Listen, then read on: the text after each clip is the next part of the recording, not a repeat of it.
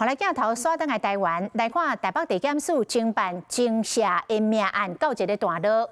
去年7月，有一个女信徒因为被怀疑做效无清楚，结果被活体罚到死。惊吓信徒是集体暗抗罪行。台北地检署用伤害致死罪起诉13个人，包括着佛学的作家王温、甲艺人李伟翁仔某。李伟是转污点证人，检察官请求法官减轻伊的罪行。老朴设计长头章行落修车，佛学作家王温涉嫌虐死生出女信徒洪基亚检检，北检侦结将13人起诉。有没有动手？有没有动手？今年1月大城高报。检警突破姓吴女主持加固6位信徒的心防，偷偷查出真相。你有什么话要说啊？加上失败约谈艺人李辉，让案情发展得较紧。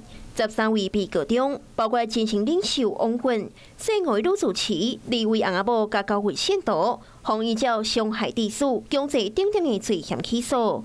李伟在侦查期间升任在场，协助调查案情，专做污点证人。检方请法院减轻或者是免除伊的罪行。法官决于执行搜索。看到警察进门，王文规个人拢硬起。起诉书内底写讲，王文不愿女信徒继续进唔到，要求现场看伊参会现场。侦办台北市某金色信徒死亡案件，于今日侦查终结。检察官依刑法第304条强制罪、第277条伤害罪及伤害致死罪等，依法提起公诉。如今司法的在场警员拢总互起诉，帮伊迈开伊心庭，决定王文敢有要继续羁押。Hello， 我是郑雅芳。想要抢先掌握最及时的新闻资讯吗？赶快订阅、按赞、开启小铃铛，锁定华视新闻 YouTube 频道。